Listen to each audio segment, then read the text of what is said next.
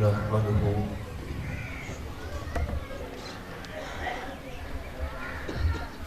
ونصلي ونسلم على سيدنا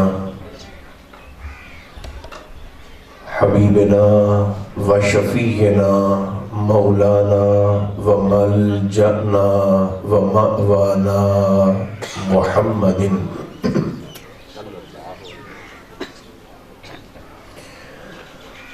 رسوله النبي الكريم الأمين المكين الحنين الرؤوف الرحيم وعلى آله الطيبين الطاهرين وعلى صحبه أجمعين أما بعد فأعوذ بالله من الشيطان الرجيم بسم الله الرحمن الرحيم إن الدين عند الله الإسلام صدق الله مولانا العظيم محبت اجازت دے تو سبھی احباب خلوص کے ساتھ درود و سلام پڑھیے الصلاۃ والسلام علیک یا رسول اللہ الصلاۃ والسلام علیک یا حبیب اللہ الصلاۃ والسلام علیک یا رحمۃ للعالمین وعلى آلك وأصحابك سيدي يا شفيع المذنبين اللہ تبارک و تعالی جل مجدہ العظیم کی حمد و ثنا حضور نبی محترم رسول محتشم رحمت عالم صلی اللہ علیہ وآلہ وبارک وسلم کی ذات بے کس پناہ پر بے شمار نذرانہ ہائے درود و سلام عرض کرنے کے بعد عزیزان مکرم اللہ کریم کا شکر ہے جس نے ہماری گردنوں میں نسبت مصطفیٰ کا کلادہ عطا فرمایا۔ ہم سب کے محبوب و محترم مار صاحب ہمیشہ کی طرح آج بھی اللہ کی عطا کردہ توفیق سے ذکر خیر کی اس محفل کو اپنے گھر میں سجائے ہوئے ہیں۔ یقیناً ہدیہ تبریک کے ساتھ ساتھ ہم سب دعا گو ہیں رب ذوالجلال اہتمام کرنے والے اور شرکت کرنے والے تمام احباب کو اپنے فضل کی وسعت کے مطابق اجر عطا فرمائے۔ اس حاضری کو ہماری خطاؤں کا کفارہ بنا کر اللہ کریم ہم سب کا خاتمہ ایمان پر فرمائے۔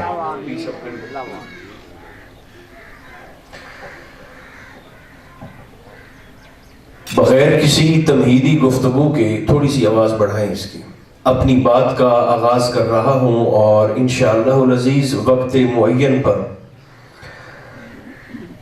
گزارشات کو اختتام پذیر کروں گا۔ اللہ اپنے بندوں سے 70 ماؤں سے بڑھ کے محبت فرماتا ہے۔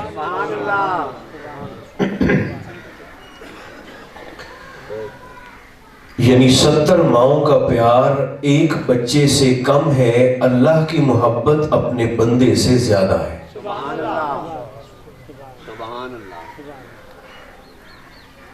مولا تیرے پیار کو محسوس کیسے کریں؟ ماں کی محبت کا احساس تو ہو جاتا ہے، باری تعالیٰ تیرے پیار کو محسوس کیسے کیا جائے؟ فرمایا میرے بندے تجھے کبھی تیری ماں نے مارا ہے؟ جی مولا کبھی کبھی ماں ہے مگر غصے میں آ کر مار لیتی۔ فرمایا کب مارتی ہے؟ وہ باری تعالیٰ جب میں اپنی ماں کی نافرمانی کروں نا تو غصے میں آ کر میری ماں مجھے مارتی ہے۔ جب میں اپنی ماں کا کہا نہ مانوں تو ماں ہے غصے میں آ کر مجھے مارتی ہے۔ فرمایا میرے بندے یہ میرا تیری ذات کے ساتھ پیار کا تعلق ہے، تو ایک دن ماں کی نافرمانی کرے، وہ غصے میں آ کر تجھے مارتی ہے، میں ایک دن میں 5 بار تجھے بلاتا ہوں، تو نہیں آتا، تیرے رب نے تو تجھے کبھی نہیں مارا۔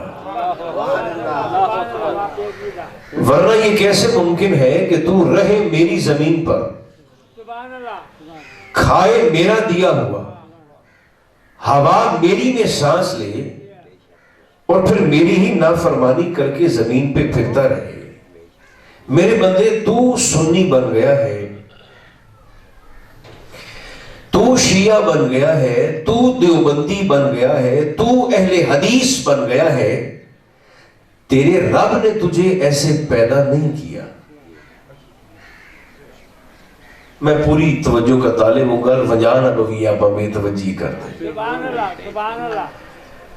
تو نظریات میں منقسم ہوا ہے، تیرے اللہ نے تجھے ایسے پیدا کیا شاہ صاحب نہیں کیا۔ مولا تو نے مجھے کیسے پیدا کیا ہے؟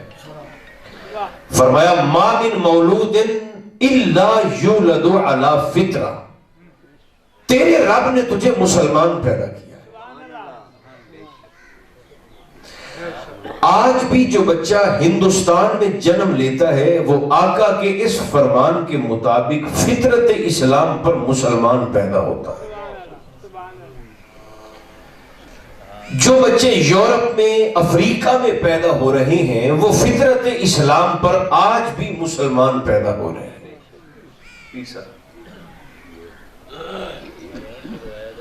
ذہن میں سوال یہ آیا، مولا تو نے تو مسلمان پیدا کیا تھا، یہ بڑا ہو کر بے ایمان کیسے ہو گیا؟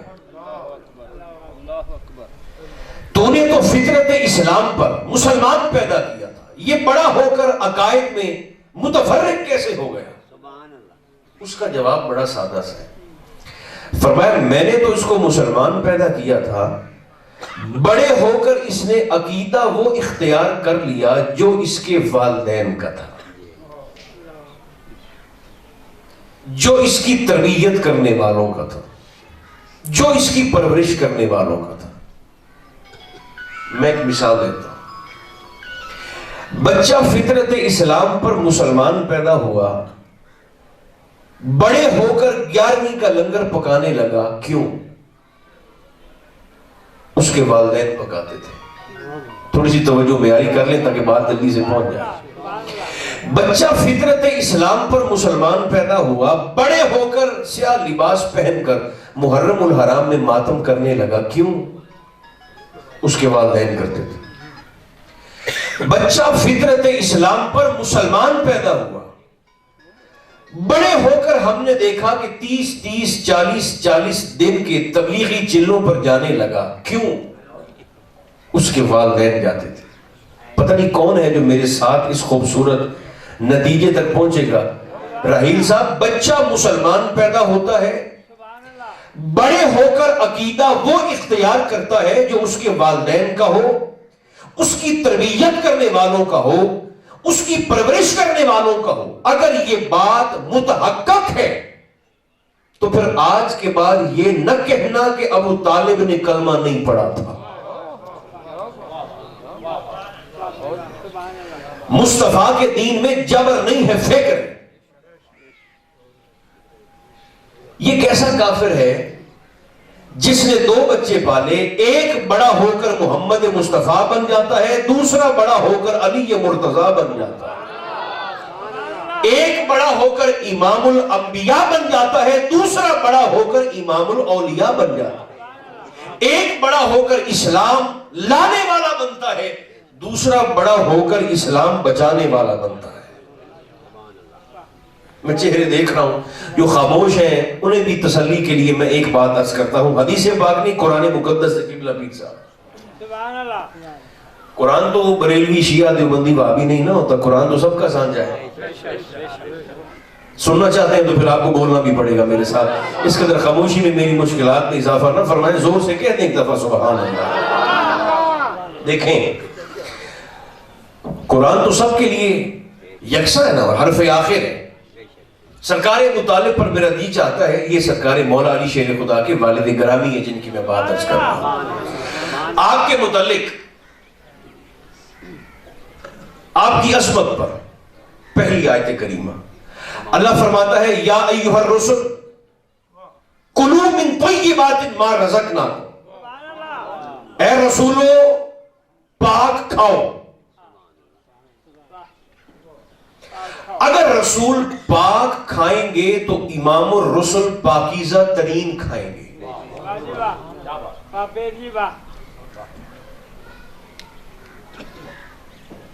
42 سال تک میرے مصطفیٰ نے ابو طالب کے دسترخوان سے کھایا ہے۔ کتنے سال؟ کاش کہ آپ زور سے بولیں تو پھر میں آپ کو سناؤں کھول کر۔ یہ بھی قرآن کا فیصلہ ہے رسولو پاک کھاؤ، اور یہ بھی قرآن کا فیصلہ ہے انما المشرکون نجس، ابھی بھی یہ مشرک پلید ہے، یہ کافر اور مشرک ناپاک اور نجس اور پلید ہے۔ ایک مثال دیتا ہوں جس سے میری بات واضح ہو جائے گی۔ حضرت بابا جی فرید الدین مسعود گنج شکر رضی اللہ تعالیٰ عنہ اپنے پیر صاحب حضرت خواجہ قطب الدین مختار کاکی کی بارگاہ میں گئے، کاک ہندوستان میں۔ تو آپ کے پیر صاحب نے فرمایا فرید بیٹے 3 دن کے روزے رکھو۔ تیسرا دن ہوا، افطار کا وقت تھا، ایک شخص کہیں سے روٹی لے کر آیا، اس نے ایسے کر کے پیش کی، حضرت بابا جی فرید الدین نے روٹی کا ایک لقمہ توڑا، ابھی کھایا ہی تھا کہ آپ کو کہہ آ گئی اور سارا کھانا باہر نکل گیا۔ آپ کے پیر صاحب تشریف لائے، آپ بڑے پریشان، عرض کیا حضور میں تو ایک لقمہ توڑ کے کھایا تھا، کہیں سے کوئی بندہ لایا، حضور کہہ آ گئی، سارا کھانا باہر نکل گیا۔ آپ مسکرا کر کہنے لگے فرید تجھے مبارک ہو۔ حضور کس بات کی؟ فرمایا کھانا شرابی کے گھر سے آیا تھا۔ جو سن رہے ہیں توجہ کے ساتھ، کھانا شرابی کے گھر سے آیا تھا۔ حضور کیا ہوا؟ فرمایا اللہ کی غیرت نے گوارا نہیں کیا کہ میں شرابی کے گھر کا کھانا فرید کے پیٹ میں جانے دوں۔ رکھیں دل پہ ہاتھ اور مجھے ایمانداری سے ارشاد فرمائیں، جو رب فرید کے پیٹ میں شرابی کے گھر کا کھانا نہیں جانے دیتا، اگر ابو طالب کافر ہیں تو اس رب کی غیرت یہ گوارا کرے گی کہ محمد کے پیٹ میں مشرک کا کھانا جائے؟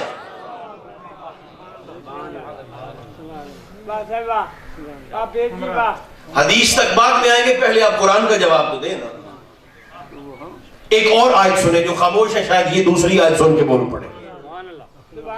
اللہ کریم ارشاد فرماتا ہے رب المشرق والمغرب لا الہ الا ہو فاتخذوہ وکیلا، وہ مشرق کا بھی رب ہے، مغرب کا بھی رب ہے، جس کے سوا کوئی عبادت کے لائق نہیں، اور خبردار کسی کافر کو وکیل نہ بنانا۔ میرے خیال میں غلط گل شروع کر بیٹھا، سمجھے بھی صحیح پر ساتھ ساتھ بولے بھی صحیح نا۔ کافر کو وکیل نہ بنانا، حد فاصل کھینچ دی، کافر کو وکیل نہ بنانا۔ میرے مصطفیٰ کے ماتھے پہ سہرا ہے، ہاشمی جوانوں کی تلواروں کے سائے میں یہ بارات چلی ہے۔ اگر کہیں تو میں 2 جملے اس پر بھی کہہ دیتا ہوں۔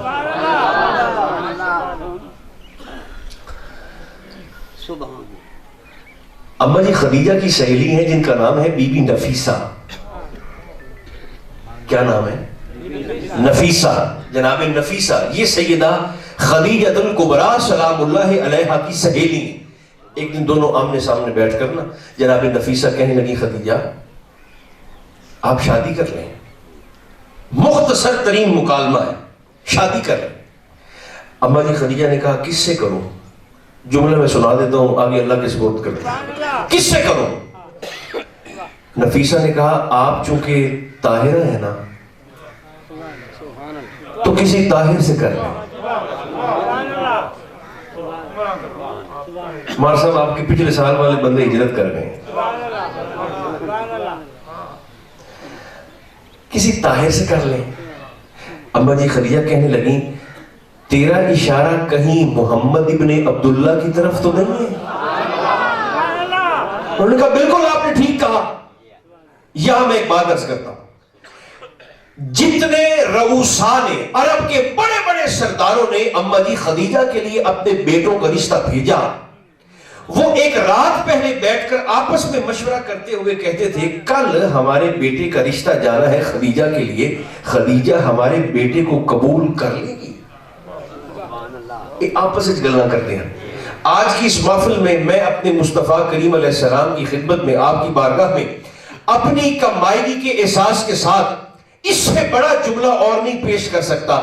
ہر شخص یہ کہتا تھا خدیجہ ہمارے بیٹے کو قبول کر لے گی۔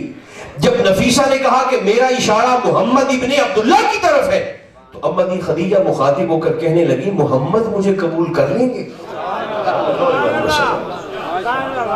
نفیسہ نے کہا میں پیغام لے کر جاتی ہوں، دیکھتے ہیں۔ آپ پیغام لے کر دیں۔ یہ بدبخت آسیہ جیسے اور سلمان رشدی جیسے جنہیں لگتا ہے کہ مسلمانوں کے رسول نے خدیجہ کے مال کے لیے خدیجہ سے نکاح کیا تھا، ان عقل کے اندھوں کو دیکھنا چاہیے۔ پیغام نکاح جناب خدیجہ نے بھیجا ہے، ہمارے مصطفیٰ نے نہیں بھیجا۔ آپ پیغام لے کر آئیں سرکار نفیسہ، اور حضور علیہ السلام تشریف فرمائے اور کہنے لگی میں اپنی سہیلی خدیجہ کا نکاح آپ کے ساتھ کروانا چاہتی ہوں۔ میں ان کی طرف سے پیغام نکاح لے کر آئی۔ حضور نے مجھے اور آپ کو طریقہ سکھایا۔ سرکار نے فرمایا میں اپنے چچا ابو طالب سے پوچھ کر بتاؤں۔ جو نوجوان سن رہے ہیں وہ مہربانی کریں، آج خود واٹس ایپ نہیں کرنا ہوتا، اگر گھر میں بڑا ہو تو اسے عزت دینی چاہیے۔ فرمایا پوچھ کر بتاؤ۔ اب یہاں پر بھی میرے مصطفیٰ کریم علیہ السلام کے سر پہ سہرا ہے اور بارات چل رہی ہے، اور سرکار خدیجہ کی مقدس گھر میں جب یہ بارات داخل ہوئی، صبح صبح کا وقت تھا۔ ہمارے ہاں تو یہ ہوتا ہے نا، باراتیں یا ظہر کے بعد روانہ ہوتی ہیں یا رات کو مغرب کے بعد روانہ ہوتی ہیں، مگر حضور کی بارات چلی ہے فجر سے پہلے۔ سینکڑوں کنیزیں ہیں، 300 کا عدد ملتا ہے۔ ہمارے ہاں بہنوں کی بیٹیوں کی بارات آئے تو ہم پھولوں سے استقبال کرتے ہیں، گل پاشی کر کے، مگر اما جی خدیجہ کی کنیزیں پیٹیوں کے ساتھ پلیٹیں باندھی ہوئی ہیں، اور 30 تولے سونا ایک ایک کنیز کی پلیٹ میں موجود ہے۔ یہ ملیکۃ العرب ہے۔ بارات داخل ہوئی فجر سے پہلے، تو اما جی خدیجہ نے اپنی ہیڈ کنیز کو بلایا اور فرمانے لگیں یہ تم نے کھڑکیوں پر سرخ حریر کے پردے نہیں گرائے؟ اس نے کہا اما جی میں نے لٹکا دیے۔ فرمایا تو پھر کیا سورج چڑھ آیا ہے؟ انہوں نے کہا نہیں اما جی ابھی تو فجر سے پہلے کا وقت ہے۔ تو فرمانے لگی اگر کھڑکی پر پردے بھی موجود ہیں اور ابھی دن بھی طلوع نہیں ہوا تو پھر میرے گھر میں یہ روشنی کس چیز کی آ رہی ہے؟ کنیز نے کہا ابا جی کھڑکی پر پردے بھی گرے ہوئے ہیں، ابھی سورج بھی طلوع نہیں ہوا تو پھر روشنی۔ وہ کہنے لگی یہ آپ کے دلہا کے چہرے کا نور ہے جو چھن کے آپ کے گھر میں داخل ہو رہا۔ کسی کافر کو وکیل نہ بناؤ، ماتھے پہ سہرا ہے۔ حضور تشریف لائے، پوچھا گیا خدیجہ کا وکیل کون ہے؟ کہا گیا ورقہ بن نوفل۔ ادھر سے سوال ہوا محمد ابن عبداللہ کا وکیل کون ہے؟ سرکار نے فرمایا میرے چچا جناب ابو طالب۔ قرآن کہتا ہے کسی کافر کو وکیل نہ بناؤ۔ سرکار نے جناب ابو طالب کو وکیل بنا کر آپ کی حقانیت کا گویا اعلان فرمایا ہے۔ یہ حضور علیہ السلام کا خاندان، آج میں اور آپ یہاں جو اپنے بھرم بنا کر بیٹھے ہیں، ہمارے جسم پر اتنے بال نہیں ہیں جتنے حضور علیہ السلام کے خاندان کے امت پر احسان ہے۔ دیکھیں ہمارے 4 بڑے بڑے فرقے ہیں، مسالک۔ میں مسالک پر بات نہیں کرتا، بس ایک اشارہ کر کے پھر آگے چلتے ہیں۔ 4 بڑے بڑے ہمارے فرقے، اہل سنت، اہل تشیع، اہل حدیث اور دیوبندی۔ عقیدے چاروں کے مختلف ہیں، زمین آسمان کا فرق ہے، مگر نیت، کوشش، ارادہ، منزل سب کی ایک ہے کہ ہمیں جنت مل جائے۔ آپ بول سکتے ہیں تو ضرور بولیں، جنت مل جائے۔ میں مثال دیتا ہوں، جو بندہ 11ویں کا لنگر ثواب سمجھ کے کھاتا ہے جنت اس کو بھی چاہیے، جو 11ویں کے لنگر کو حرام کہتا ہے جنت اس کو بھی چاہیے۔ جو اس طرح کی محافل میلاد کو فرض محبت سمجھ کے مناتا ہے جنت اسے بھی چاہیے، اور جو ذکر میلاد کو بدعت کہتا ہے جنت اسے بھی چاہیے۔ جو 20 تراویح پڑھتا ہے جنت اسے بھی چاہیے، جو 8 پڑھتا ہے جنت انہوں بھی چاہیے، جڑا بالکل نہیں پڑھتا جنت انہوں بھی چاہیے۔ سنی بھی کھڑا ہے، شیعہ بھی کھڑا ہے، دیوبندی بھی کھڑا ہے، اہل حدیث بھی کھڑا ہے، مولا ہمیں جنت چاہیے۔ اللہ قرآن میں فرماتا ہے ان اللہ اشترى من المؤمنین، فرمایا کچھ مومن ایسے ہیں میں آپ دی جنت انہاں مومناں نو ویچ چھڈی۔ خالق ضرور ہوں مگر اب میرے پاس ہے نہیں، میں نے بیچ دی۔ اگر آپ اجازت دیں اور اجازت چپ کر کے نہیں بول کر، تو پھر ہم دیکھ نہ لیں کہ وہ مومن ہیں کون جنہیں اللہ نے جنت بیچی ہے۔ چھوڑیے کتابوں کو، چھوڑیے باہر کے مفتیوں کو۔ باہر کا مفتی تو ڈنڈی بھی مار سکتا ہے نا، اندر والا مفتی تو ڈنڈی نہیں مارتا۔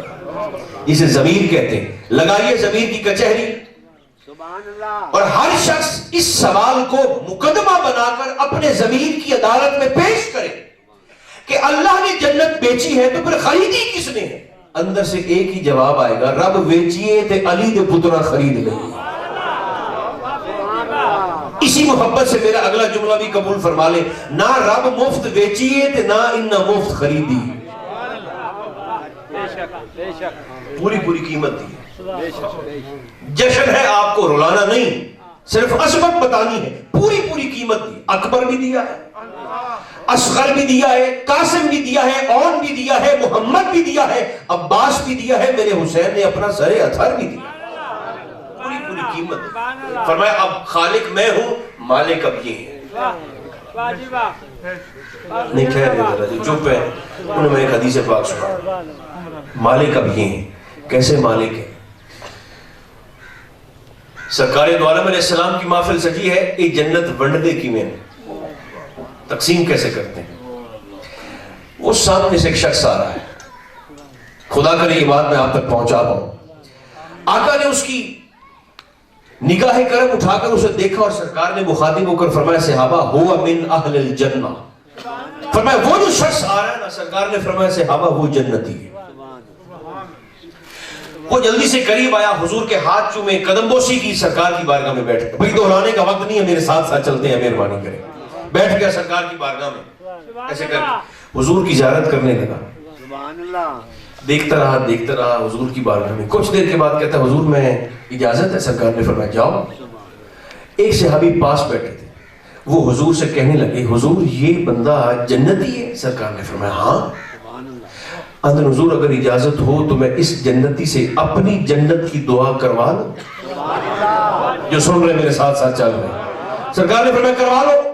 یہ اٹھے، بھاگ کر گئے، ابھی وہ گلی کے موڑ میں تھا، آواز دے کر روکا، بھائی ٹھہرو ذرا میری بات سنو۔ وہ رک گئے، یہ دوڑ کر قریب پہنچے، اسے جا کر مخاطب ہو کر کہنے لگے تجھے پتا ہے کہ تو جنتی ہے؟ اس نے کہا تجھے کیسے پتا؟ کہنے لگا ان کانوں سے میں حضور سے سن کے آ رہا ہوں، سرکار نے تیرے متعلق لوگوں کو بتایا یہ جنتی ہے۔ اس نے کہا الحمدللہ، پر تو میرا پیچھا کیوں کر رہا؟ اے بڑھدے کیوں ہیں؟ اس نے کہا بھئی دیکھو میں نے سرکار سے اجازت لی ہے، تو جنتی ہے تو میں نے حضور سے پوچھا حضور میں اس سے اپنی جنت کی دعا کروا لوں، تو میری جنت کے لیے دعا کر۔ وہ مسکرا کر کہنے لگا آیا کہ تو ہے؟ اس نے کہا مسجد سے۔ اب کھو تو میں اگلا جملہ سنا دے، چہرے لے لوں۔ کہاں سے آئے؟ اس نے کہا مسجد سے۔ وہ جنتی کہتا ہے وہاں علی بیٹھے ہوئے تھے؟ اس نے کہا بیٹھے ہوئے تھے۔ یہ جملہ اگلا سن کر میں اور آپ اگر عشاء تک بھی بولے نا، اس جملے کی ہم قیمت ادا ہی نہیں کر سکتے۔ کہاں سے آئے؟ اس نے کہا مسجد سے۔ وہاں علی تھے؟ اس نے کہا تھے۔ وہ مسکرا کر اس کا چہرہ دیکھ کر کہنے لگا مینوں تیری عقل تے حیرت پئی ہوندی ہے، اے ونڈن والے نو چھڑ دے تے منگن والے دے کول منگدا؟ جنت بانٹنے والے کو چھوڑ کر جنت مانگنے والے سے مانگ رہے ہو۔ مالک جہاں ہوتا ہے اپنی جاگیر سے چیزیں منگوا لیتا ہے۔ سبحان اللہ، سبحان اللہ۔ دیکھیں نا، مجھے مار صاحب فرما دیں کہ آپ نے رات یہیں رکنی ہے، تو یہاں تو میں مہمان ہوں، مالک تو میں پیچھے لوڈر ہوں، یہ مجھے کہہ دیں کہ آپ نے یہاں رہنا ہے تو میں لوڈن فون کروں گا کہ بھئی فلاں فلاں جگہ پہ میرے کپڑے ہیں، کوئی لباس ہے، کوئی دوسرے تیسرے معاملات ہیں، بھیجیں۔ مالک جہاں بھی ہو وہ اپنی چیزیں اپنی جاگیر سے منگوا لیتا ہے. جملہ میرا محبت سے اسی طرح خاموشی سے آپ نے قبول کرنا ہے. کیا مالکان جنت بیٹھے مدینہ میں ہیں, کھانا بھی وہیں سے آ رہا ہے, لباس بھی وہیں سے آ رہا ہے. نہیں, میرا دل چاہتا ہے میں ایک حدیث پاک اس پر بھی آپ کو سنا دوں. مالک جہاں بھی ہو وہ اپنی جاگیر سے چیزیں منگوا لیتا ہے. میدان احد حضور کے ایک صحابی ہیں جن کا نام ہے اکاشا رضی اللہ تعالیٰ عنہ, لڑ رہے ہیں. لڑتے لڑتے سرکار اکاشا کی تلوار ٹوٹ گئی. 2 ہاتھوں میں تلوار ایسے پکڑی ہوئی ہے, جلدی سے حضور کی بارگاہ میں حاضر ہو گئے. حضور تلوار ٹوٹ گئی. سرکار نے فرمایا کہیں سے کھجور کی لکڑی ڈھونڈ کے لے آؤ. جلدی سے گئے, کھجور کی لکڑی ڈھونڈ کے لے آئے, حضور کی بارگاہ میں پیش کی. دیکھنا میری طرف ہے آپ نے, ایسے کر کے سرکار کے ہاتھوں میں دی. میرے کریم نے اس لکڑی پر ید اللہ والا ہاتھ پھیرا. آئی تھی تو کھجور کی لکڑی تھی, جب مس کیا تو تلوار بنا کر اکاشا کے ہاتھ میں دے دی. گئے لڑے, کو 10 منٹ اور گزرے, ایک اور صحابی کی تلوار ٹوٹ گئی. جاگتے رہے, وہ بھی بھاگ کر سرکار کی بارگاہ میں آئے. حضور تلوار ٹوٹ گئی. سرکار نے فرمایا لکڑی لے آؤ کہیں سے. گئے, کہیں سے لکڑی ڈھونڈ کے لائے, حضور کی بارگاہ میں پیش کی. سرکار نے مس کیا دستے کرم سے, لکڑی تھی, تلوار بنا کر اس صحابی کو دی, جاؤ لڑو. گئے, 10 منٹ گزرے, علی کی تلوار ٹوٹ گئی.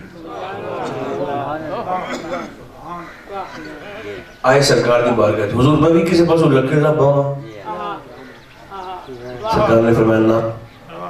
حضور کیوں؟ جملہ میں کہتا ہوں کہ 3-4 بندے مجھے چاہیے, صرف اپنے ذوق کے, زیادہ چاہیے بھی نہیں. حضور میں بھی کسی پاس لیوا لکڑ کھجور دی. فرمایا نہیں. حضور کیوں؟ فرمایا جو پہلے تھے وہ میرے سپاہی تھے, تو اللہ کا شیر ہے. آقا تلوار, فرمایا ابھی دیکھو, مالک جہاں ہو جاگیر سے چیز ہے. میرے مصطفیٰ نے ایسے آسمان کی طرف دیکھا, جبریل کے پروں کی پھڑپھڑاہٹ سنائی دی. جبریل سفر بھی کرتے آ رہے ہیں سدرہ سے, اور ہاتھ میں تلوار پکڑ کر یہ اعلان بھی کرتے آ رہے ہیں لا فتح الا علی لا سیف الا ذوالفقار. آج کوئی مرد ہے تو علی ہے, اور اگر کوئی تلوار ہے تو ذوالفقار ہے. تلوار سدرہ سے آئی. مالک جہاں بھی ہو جاگیر سے اپنی چیزیں منگوائے. اللہ فرماتا ہے میرے بندے یہ میرا تیری ذات کے ساتھ محبت کا تعلق ہے. جلدی سے اس مضمون پر جو میں نے شروع کیا ہے تاکہ اسے جلدی سے مکمل کیا جا سکے. اس کا پیار دیکھ, مولا کیسا پیار ہے. فرمایا میرے بندے یاد کرنا 9 مہینے تو ماں کے پیٹ میں تھا, تیرے رب نے تجھے منہ کے ذریعے سے خوراک نہیں دی. مولا کیوں؟ کھانے پینے کے لیے تو میرا منہ بنایا ہے, وہاں اس رستے سے خوراک نہیں دے رہا. کیوں؟ فرمایا اس لیے کہ جس میٹیریل سے تجھے بنایا ہے وہ میٹیریل ناپاک ہے. باپ کی طرف سے دیکھو تب, ماں کی طرف سے دیکھو. پھر جس جگہ پر تجھے 9 مہینے رکھا, womb of the mother, تیری ماں کا پیٹ, وہ جگہ ناپاک ہے. پھر جس چیز کو 9 مہینے تیری خوراک بنایا, تیری ماں کے ایام کا خون, وہ خوراک ناپاک. فرمایا تیرے رب نے پسند نہیں کیا کہ میرا بندہ دنیا میں جا کر اپنی اسی زبان سے میرا نام لے گا, میرے محبوب کا نام لے گا, میرے محبوب کے اہل بیت کا نام لے گا, صحابہ کا نام لے گا, آئمہ کا, اہل بیت کا نام لے گا, صلحاء کا, اولیاء کا, آئمہ کا نام لے گا. میں اپنے بندے کی زبان پر نجاست نہ آنے دوں. جملہ کہہ دیتا ہوں, پیار سے قبول فرما لیں. فرمایا میرے بندے جب تک تو اپنے رب کے کنٹرول میں تھا تیری زبان پاک تھی. اے وڈے ہوتے پلیت تو آپ کی تھی. یاد کرنا 9 مہینے میں کوئی ایک دن ایسا بتا جب تیرا ناشتہ لیٹ ہوا. مجھے نہیں پتا میرے ساتھ کون کون چل رہا ہے. کوئی ایک دن ایسا بتا جب تیرا دوپہر کا کھانا تجھے دیر سے ملا. 9 مہینے میں کوئی ایک رات ایسی بتا جب تیرا رات کا کھانا تجھے دیر سے ملا ہو یا ملا ہی نہ ہو. نہیں مولا ایسا ہوتا تو میں مر نہ جاتا. فرمایا تیری تربیت کرنا مقصود تھی. جو رب 9 مہینے تجھے نگاہ کرم میں رکھ کر کھلا سکتا ہے, پلا سکتا ہے, دنیا میں آنے کے بعد بھی تو اسی کی ذات پہ بھروسہ کر کے مانگے گا تو عطا کرنے سے پہلے یہ نہیں پوچھوں گا تو موسیٰ ہے کہ فرعون، تو مومن ہے کہ منکر ہے، حسینی ہے کہ یزیدی ہے، محمدی ہے کہ ابو جہلی ہے، عطا کر اس کی کرم نوازی دیکھیں۔ بچہ پیدا ہو گیا، دنیا میں آ گیا، کھیلتا رہا کودتا رہا، اسے نہیں پتا میری روٹی کہاں سے آ رہی ہے، میرا لباس کہاں سے آ رہا ہے، میری چھت کون ارینج کر رہا ہے، میرے معاملات کیسے چل رہے ہیں۔ جب بچہ ہوا نا ان جتنا 10-12 سال کا، سینسز میں آیا، حواس میں آیا، تو ایک دن اللہ کریم نے اسے مخاطب ہو کر فرمایا میرے بندے آنا، اب وہ کام کرتے ہیں جس کام کے لیے تجھے پیدا کیا ہے۔ بہت شکریہ جو بول رہے ہیں۔ مولا کس کام کے لیے پیدا کیا ہے؟ فرمایا وما خلقت الجن والانس الا لیعبدون، عبادت کرنے کے لیے پیدا کیا ہے، آؤ۔ اچھا مولا کہاں آنا ہے؟ فرمایا میرے گھر آنا ہے۔ مولا کتنی دیر؟ فرمایا 24 گھنٹے میں سے صرف 17 منٹ۔ کاش کیا بول دے میرے ساتھ۔ 17 بندہ تھا نا تو اندر فطور آیا، کہنے لگا مولا تو نہ کماتا ہے نہ کھاتا ہے، نہ تیری بیوی ہے نہ بچے ہیں نہ خاندان ہے، غنی ہے سمد ہے بے نیاز ہے، میرے 3-4 بچے بھی ہیں، میری بیوی بھی ہے، میری ماں بھی ہے، میرا باپ بھی ہے، بہن بھائی بھی ہیں، مولا میں نے کمانا بھی ہے، کھانا بھی ہے، نظام بھی چلانا ہے، میں 17 منٹ نہیں آ سکتا۔ فرمایا کوئی بات نہیں، تجھ سے پیار کرتا ہوں، 17 منٹاں دی بھی آپ کس طرح کر لینے ہیں۔ بہت شکریہ آپ کے پیار۔ اچھا مولا کس نے کیسے؟ فرمایا 2 فرض پڑھنے کے لیے 2 منٹ مجھے صبح دے دینا، 4 منٹ ظہر کے وقت دے دینا، 4 منٹ عصر کے وقت دے دینا، 3 منٹ مغرب کے وقت دے دینا، اور 4 منٹ رات کو عشاء کے وقت پھر دے دینا۔ مولا اب آسانی ہوگی، میں آ جایا کروں۔ فرمایا ٹھیک ہے آتے رہنا۔ بندہ تھا تو کہنے لگا مولا کہ میرے 17 منٹاں دا تینوں کو فائدہ بھی ہے؟ فرمایا مجھے کک فائدہ نہیں ہے، تیرے سجدوں سے تھوڑی خدا بناؤ۔ اچھا مولا تجھے فائدہ نہیں ہے؟ فرمایا نہیں مجھے نہیں فائدہ۔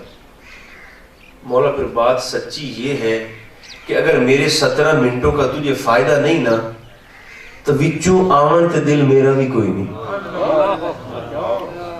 آپ بولیں یا نہ بولیں بات یہی سچی ہے جو میں نے ممبر پہ کر دی ہے۔ مولا دل کوئی، اس کائنات میں واحد شخصیت ہے سرکار علی مرتضیٰ کی، جنہوں نے مصلی پہ آ کر ہاتھوں کو اونچا کر کے کہا تھا مولا علی نہ تیری جنت کے لالچ میں نماز پڑھتا ہے نہ تیری جہنم کے ڈر سے نماز پڑھتا ہے، علی تجھے جھکتا اس لیے ہے تو محتاج عبادت نہیں، تو لائق عبادت ہے، تینوں علی نے سجدیاں دی لوڑ نہیں، مگر علی تجھے جھکتا اس لیے ہے کہ تیری ذات اس قابل ہے کہ تجھے جھکا جائے۔ دل تو میرا کوئی نہیں ہے، فائدہ بھی نہیں ہے تو دل میرا بھی کوئی نہیں۔ فرمایا میرے بندے اس میں تیرا فائدہ ہے۔ مولا وہ کیسے؟ اب سنیے، فرمایا گناہ کرے گا تو رات کی تاریکی میں چھپ کر،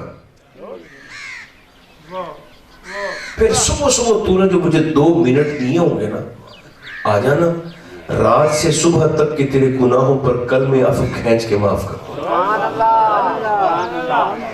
پھر فرمایا تو بندہ ہے، تو نے کمانا بھی ہے، 100 نظام چلائے گا، فجر کی نماز پڑھ کے کوئی منڈی جائے گا، کوئی آفس جائے گا، کوئی کاروبار کرے گا، کوئی نظام چلائے گا، 100 جھوٹ بولے گا، کم تولے گا، لوگوں کو شیشے میں اتارے گا، وہ جو فجر سے ظہر تک تو گناہ کرے گا، اور ظہر کو تو نے مجھے 4 منٹ دیے ہوں گے، آ جانا فجر سے ظہر کی خطاؤں کو ظہر کے وقت معاف کر دوں گا۔ خدا کرے میرے ساتھ ساتھ چلتے رہے، ظہر سے عصر کی خطاؤں کو عصر کے وقت، عصر سے مغرب کی خطاؤں کو مغرب کے وقت، مغرب سے عشاء کی خطاؤں کو عشاء کے وقت معاف کر دوں گا۔ فرمایا تیری زندگی کا پہیہ اسی طرح سے چلتا رہے گا، چلتا رہے گا، چلتا رہے گا، بالآخر تیری زندگی کا مین سوئچ ایک دن آف کر دوں گا۔ مولا وہ کیوں؟ فرمایا پیار جو کرتا ہوں۔ مولا یہ کیسا پیار ہے, مار ہی ڈالا ہے؟ فرمایا ہاں, تیرا رب چاہتا ہے کہ جب میرا بندہ میری بارگاہ میں آئے تو گناہوں سے ایسے مبرہ, مصفہ, مزکہ, ستھرا جیسے ابھی میرے بندے نے ماں کے پیٹ سے جنم لیا. تیرا فائدہ.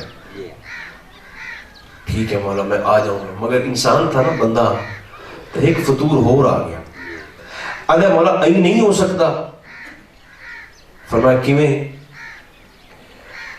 مولا مہینے دے پہلے 15 دن میں اپنی مرضی دے گزار لواں تے آخری 15 دن میں بستر بھی چا لی ساں, سلنڈر بھی چا لی ساں, بیگ وچ کپڑے بھی پا لی ساں تے آ تے بہ ہی تیرے گھریں جا ساں. پہلے 15 دن میری مرضی کے, آخری 15 دن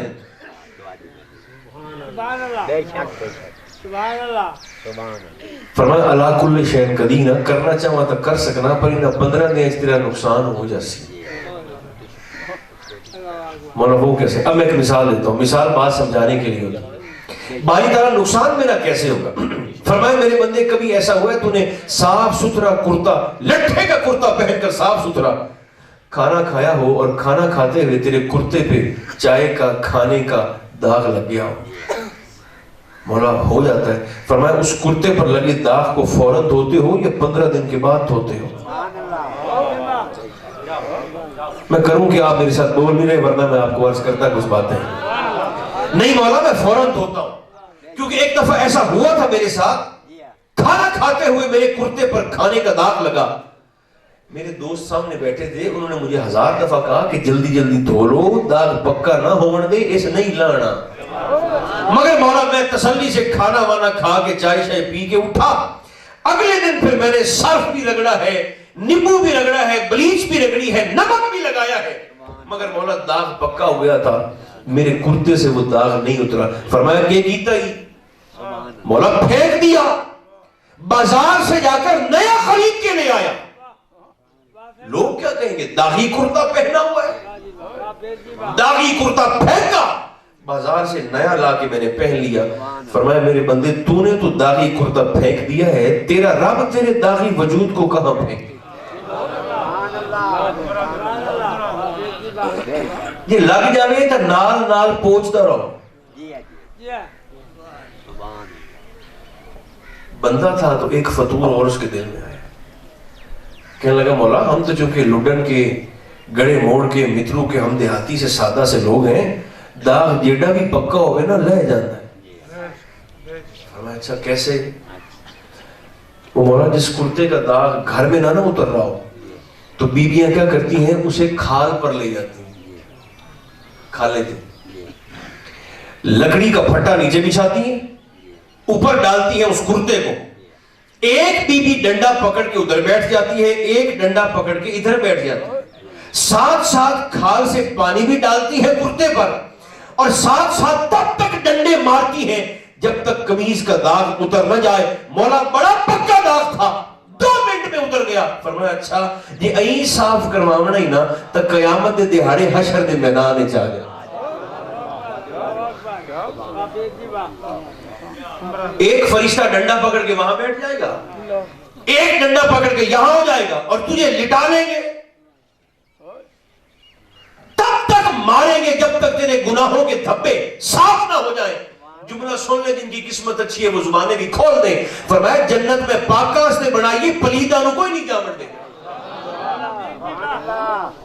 یہ تیری مرضی ہے, یہیں ساتھ ساتھ صاف کرواتے رہو یا اس طریقے سے وہاں کرواؤ. لیکن فرمایا تیرا رب تجھ سے پیار کرتا ہوں, دنیا میں تیری برادری کے سامنے تجھے علاقے کا تھانے دار آ کے تھپڑ مار دے تو ساری زندگی نظریں اونچی نہیں کر سکتا کہ میری بے عزتی ہو گئی. تیرا رب بھی نہیں چاہتا تجھے تیرے نبی کی نگاہ کے سامنے شرمندہ کرے.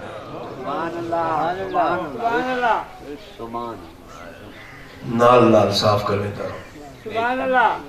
اس نے کہا مولا ٹھیک ہے. اب جب بندے نے رب کا اتنا پیار دیکھا کہ مولا میں قطرہ آب تھا, ناپاک پانی کا قطرہ نکلا بھی ہمارے جسم سے, گھن بھی آتی ہے خود ہی, قطرہ آب تھا, اور آج میں ایک شخصیت بن کے بیٹھ گیا ہوں, مگر مولا تیرا فضل تیرا کرم میرے ساتھ ساتھ چلتا آیا, تو دیتا ہی رہا, عطا ہی کرتا رہا.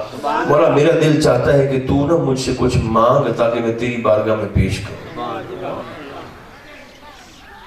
ہاں میں بندہ، ہاں میں عاجز، دے کچھ نہیں سکنا، لیکن مولا میرا دل چاہتا ہے کہ تو مجھ سے کچھ مانگ تاکہ میں تجھے نظر کروں، پیش کروں۔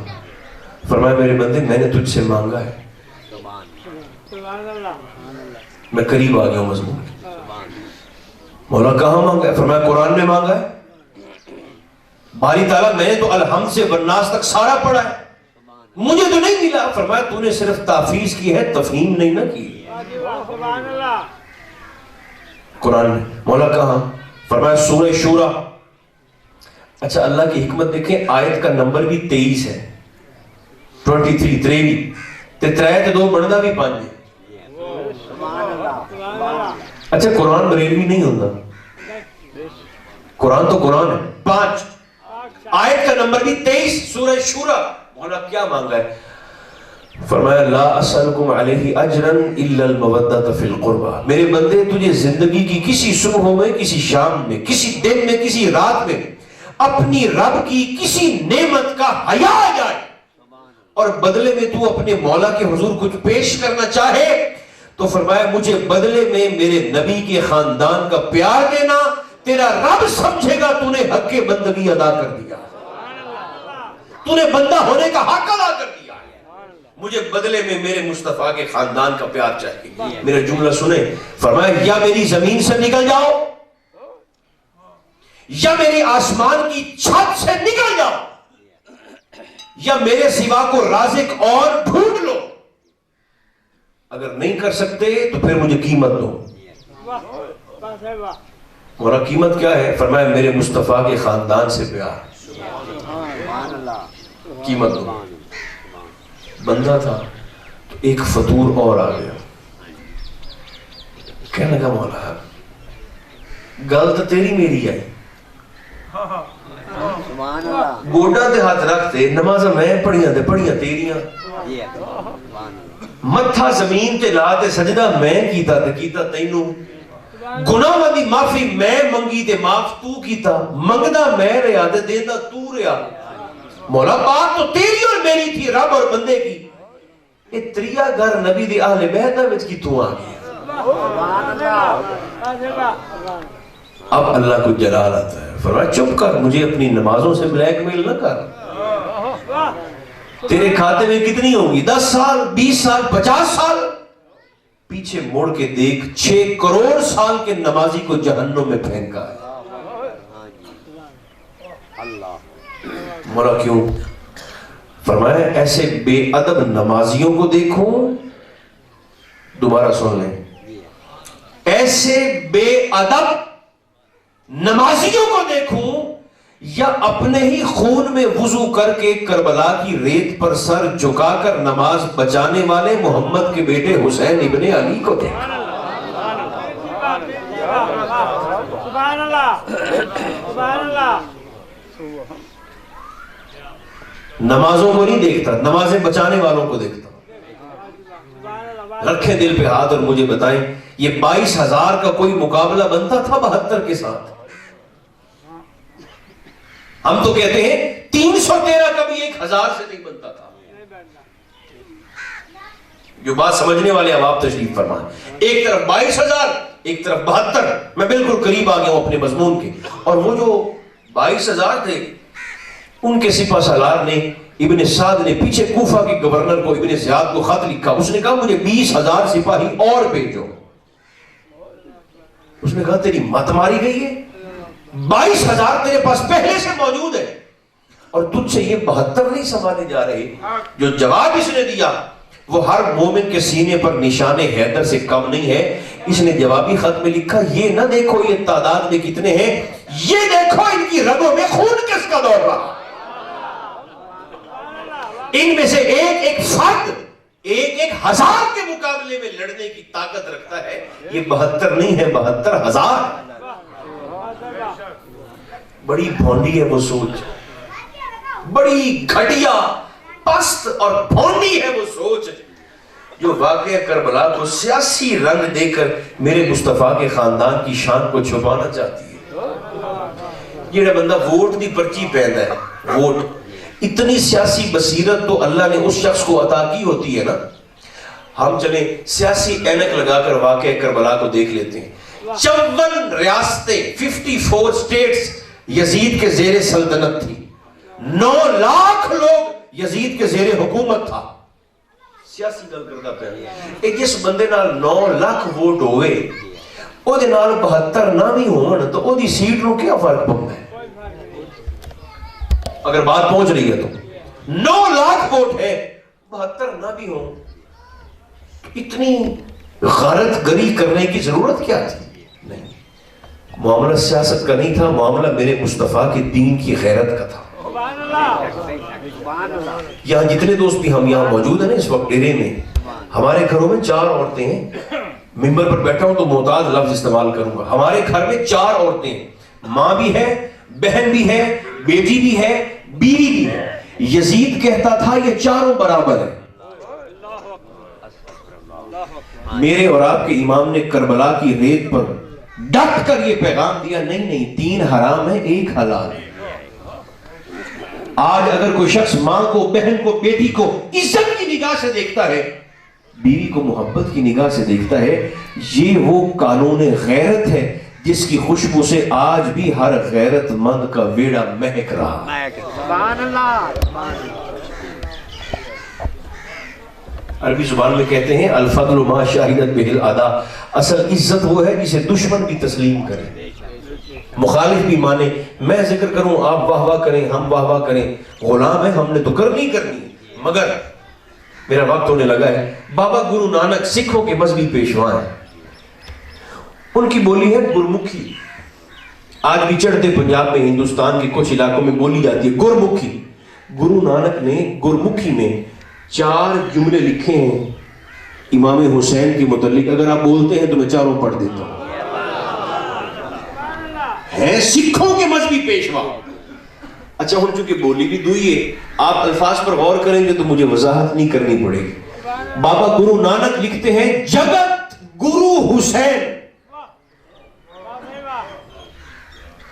جگت آندن جگ نو، جہان نو، کائنات نو، تے گرو آندن لیڈر نو، پیشوا نو، امام نو، رہنما نو. وہ کہتے ہیں جگت گرو حسین. اگر اس کائنات میں کوئی رہنما ہے تو وہ حسین ابن علی.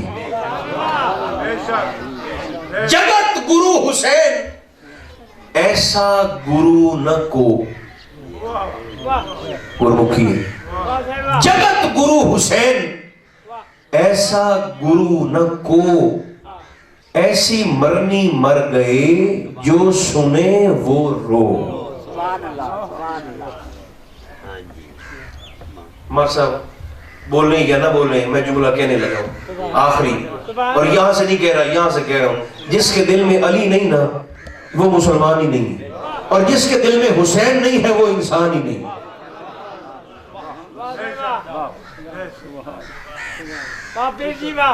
بہترین مصروفیت حضور علیہ السلام کی ذات پاک پر درود و سلام پڑھنا ہے. یہ وہ عبادت ہے جس نے ہر حال میں قبول ہونا ہی ہوتا ہے. شوق کو بڑھانے کے لیے سرکار مولا علی مرتضیٰ کا فرمان، آپ فرماتے ہیں کسی بدصورت بچے کو مسلسل درود پڑھایا جائے اللہ اسے خوبصورت فرما دیتا ہے. اللہ مجھے اور آپ کو توفیق عطا فرمائے. صلی اللہ تعالی علی خیر خلقہ محمد و آلہ و اصحابہ اجمعین برحمتک یا ارحم الراحمین.